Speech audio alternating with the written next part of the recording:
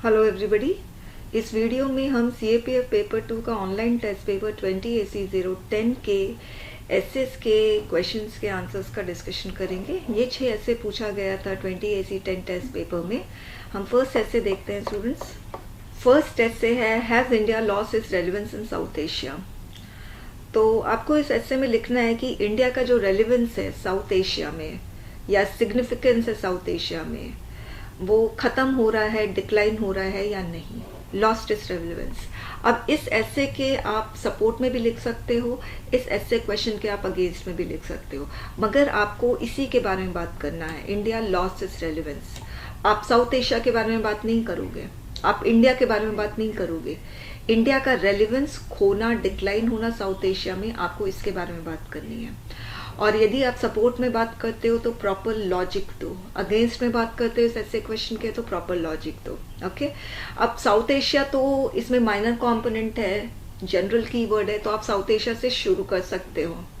Okay. तो यहाँ पर मैंने लिखा है despite geographical proximity the existence of FTA and common social cultural bond South Asia is the least integrated region. तो मैंने यहाँ पर साउथ एशिया से शुरू किया है।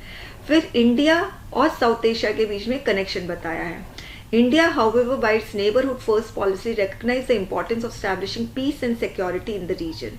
In fact, once India was seen as a natural rising power in South Asia and was considered the de facto leader of SAARC. तो यहाँ पर मैंने बताया है कि किसी जमाने में इंडिया को de facto leader of SAARC बोला जाता था, मगर अब मैं सेकेंड पैराग्राफ में बट से शुरू कर रही हूँ कि but the relevance of India in South Asia is dwindling, खत्म हो रहा है। ड्विंडलिंग का मतलब, तो इसका मैंने रीजन दिया है कि troubled relation with most of its neighbours.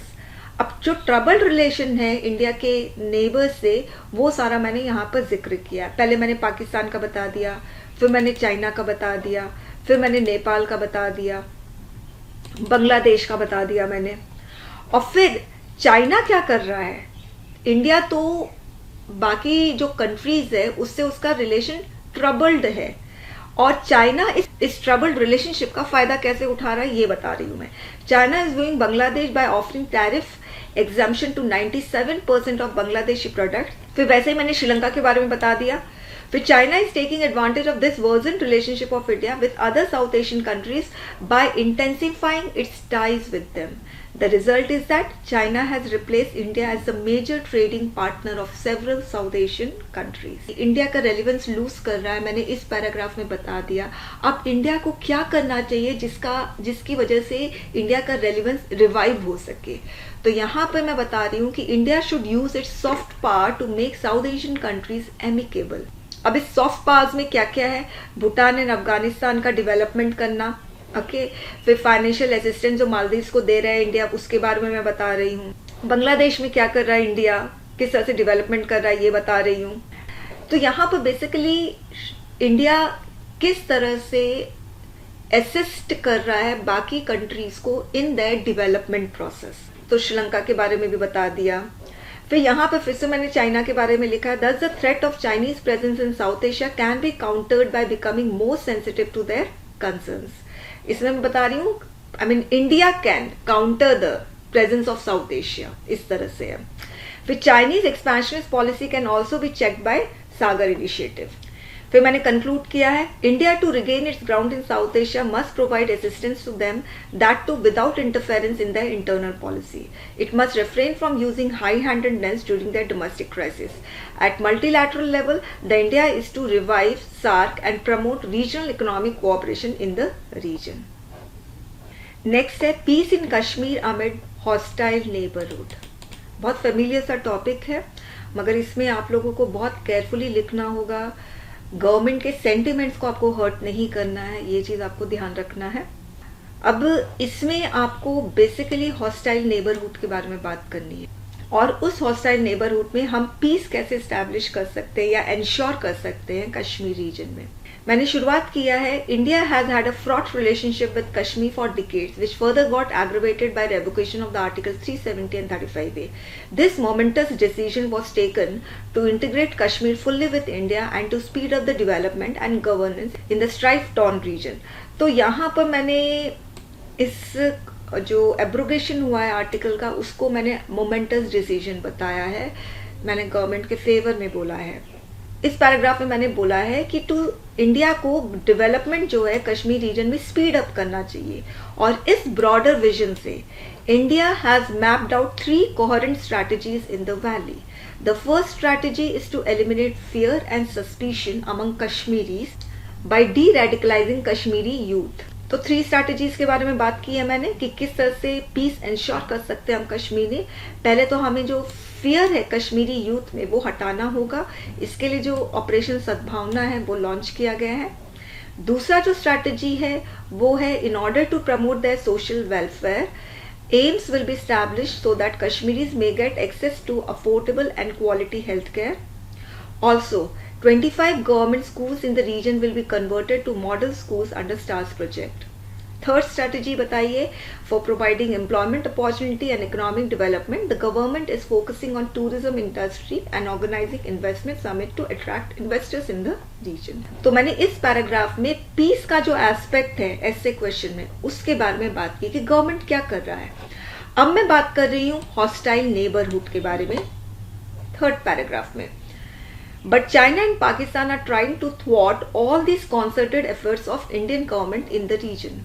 Pakistan has always been indulging in financing Islamist militants to target Indian military and civilian population of Kashmir. Uri and Pulwama attack bear testimony to this fact.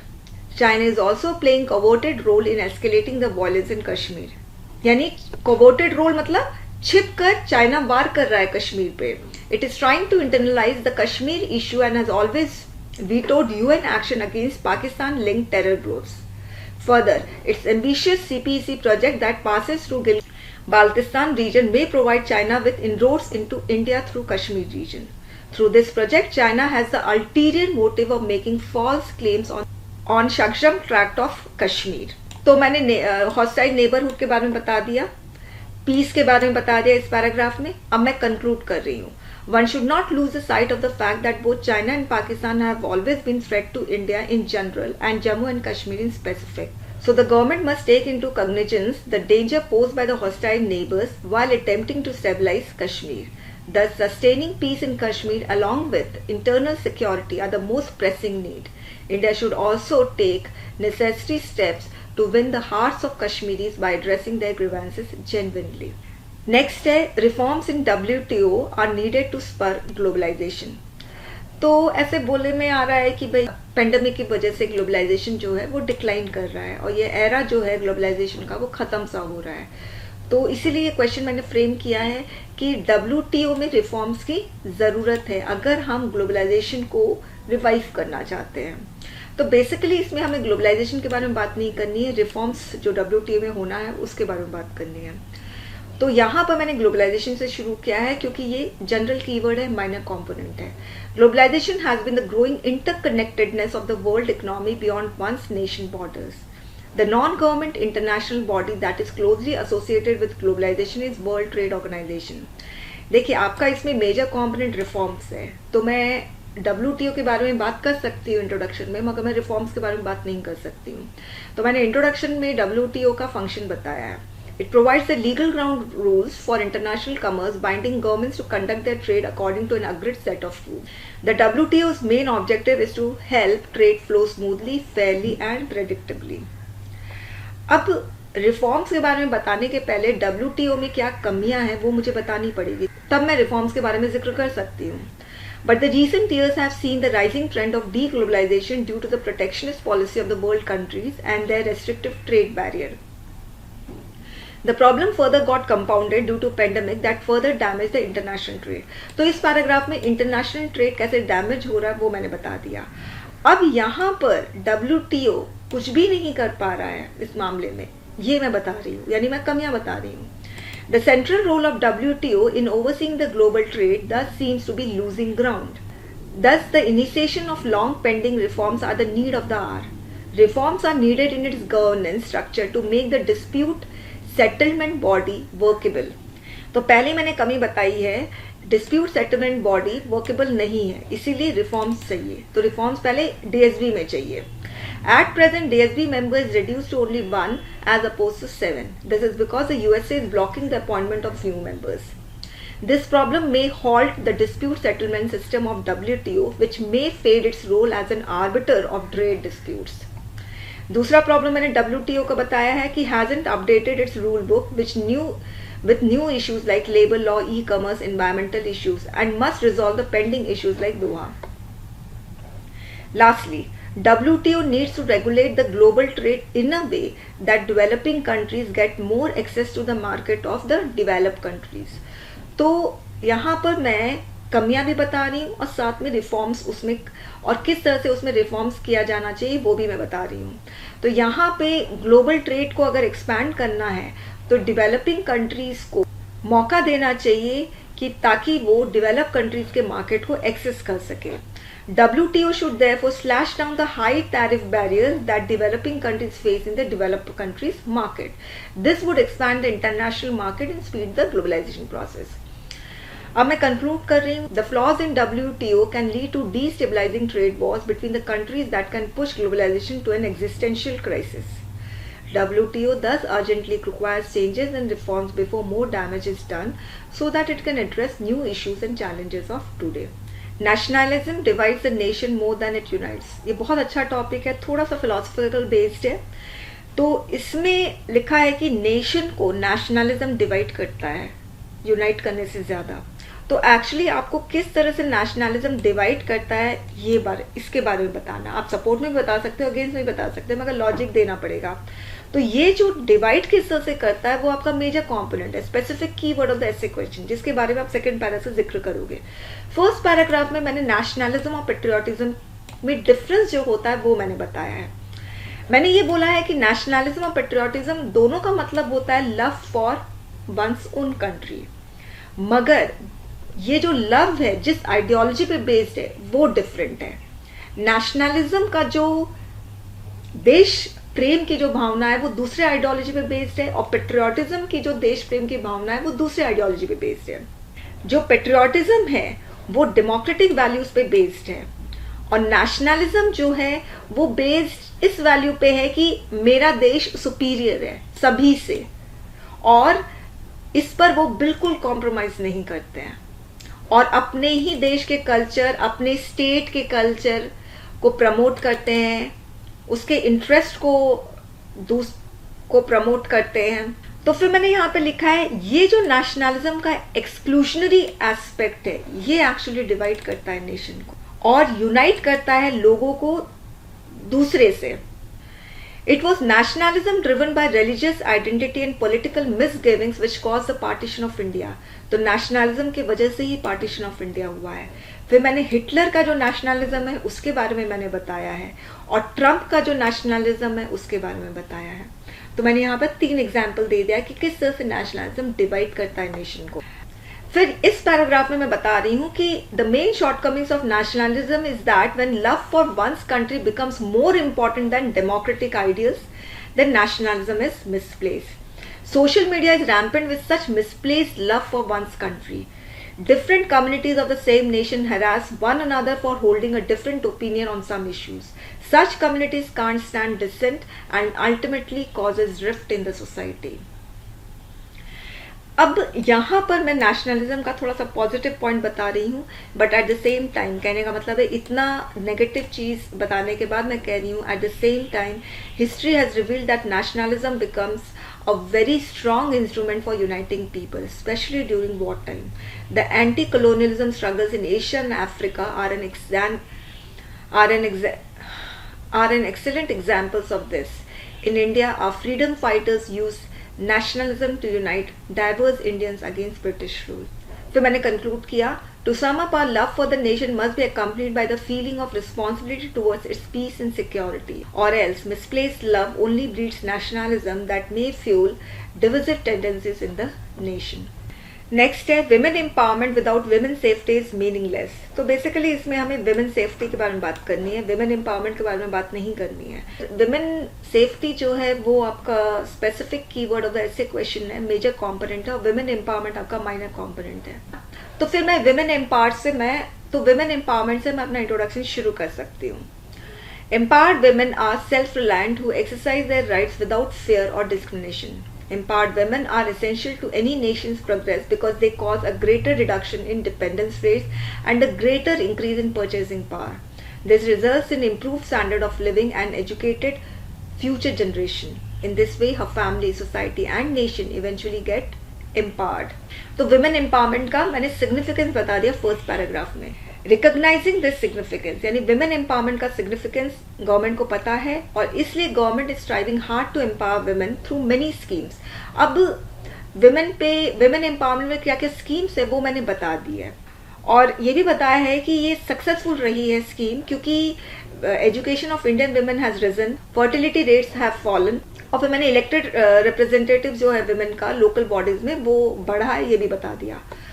मगर मैं ये बता रही हूँ ये सब कुछ meaningless है यदि women safety is not guaranteed. अब मैं वुमेन सेफ्टी के बारे में बता रही हूँ कि जो एनसीआरबी डेटा है वो ये बताता है कि जो हस्बैंड का क्रूएलिटी है, रिलेटिव्स का क्रूएलिटी है, उसमें इंक्रीज हुआ है और पेंडेमिक से सिचुएशन और वर्जन हुआ है, डोमेस्टिक वायलेंस इंक्रीज हुआ है, ये भी मैंने बता दिया यहाँ पर. और जो क्राइम है विमेन के रिलेटेड वो भी बहुत इंक्रीज हुआ है और मैंने डेटा दे दिया. Hyderabad rape case, Hathras rape case, several honour killing and female infanticide cases depict insecure environment the women are living in. And also this could be one of the reasons why female labor force participation rate has declined. तो मैंने लिखा है in order to sustain safe environment for women, the government has taken steps like one stop center. फिर क्या क्या government ने इसका solution दिया है विमेन सेफ्टी को इनहांस करने के लिए, क्या क्या गवर्नमेंट कर रहे हैं वो मैंने यहाँ पर बता दिया है. और फिर मैंने कंक्लूड किया है कि empowering women is not a matter of choice but it is a matter of survival, development and civilization, but it begins with a guarantee of their safety. For this, stern measures are required and the males right from his birth should be taught about respecting females. Last essay question, urban flood is becoming more common than before. तो basically आपको urban flood के बारे में बताना है, बहुत easy essay question है ये. तो urban flood कहाँ हो रहा है उसका एविडेंस दे दो, क्यों हो रहा है सोल्यूशन दे दो, बात खत्म. तो आप अर्बन फ्लड से फर्स्ट लाइन मत शुरू करना क्योंकि ये मेजर कंपोनेंट है, स्पेसिफिक कीवर्ड है ऐसे क्वेश्चन का. तो मैंने शुरू किया है cities hold the promise of economic opportunities and social mobility yet at the same time they are host to many environmental problems. One of them is urban flood which has become a recurring problem of urban regions. For the past 5 years, Indian cities like Mumbai, Hyderabad, Chennai have been witnessing a series of disastrous urban flood. It causes damage to civic amenities, loss of life and property and spread of diseases. उसके बाद मैंने second paragraph में urban flood क्यों हो रहा है उसका मैंने रीजन बता दिया है. उसका रीजन है urbanisation that have exposed some serious urban developmental flaws. और फर्स्ट फ्लॉ है encroaching upon the wetland and lakes. They are natural reservoir to rain water and surface runoffs by acting as sponges. फिर मैंने ये बताया है कि ये वाला जो रूल है ये टूथलेस हो चुका है, ये कुछ कर नहीं पा रहा है, जो भी एनक्रोच हो रहा है उस पर वो कुछ भी पाबंदी नहीं लगा पा रहा है, कंट्रोल नहीं कर पा रहा है. फिर मैंने दूसरा रीजन बताया ड्रेनेज सिस्टम के बारे में, एक ये रीजन है अर्बन फ्लड का. और उसमें जो CPCB है, SPCB है, they have failed to check pollution in water bodies. फिर कैसे हम प्रिवेंट कर सकते हैं अर्बन फ्लड वो मैंने लिखा. In order to prevent urban flood concerted and robust measures are needed both at governance level and at scientific level. At governance level, sustainable urbanization as a part of smart city mission should be taken up on priority. This should be complemented by retrofitting of traditional water harvesting system and preventing encroachment of water bodies as per CR2 norms. At scientific level, approach could be to adopt China's model of sponge cities to increase water percolation. फिर मैंने conclude किया है urban flood is often man made rather than wrath of nature. So it is incumbent on the city dwellers and the government to regulate unplanned encroachment and mindless urban development. Such regulations will make the city resilient, sustainable and livable. Okay, thank you student. जिसको भी इसका answer चाहिए वो description box में जाएंगे.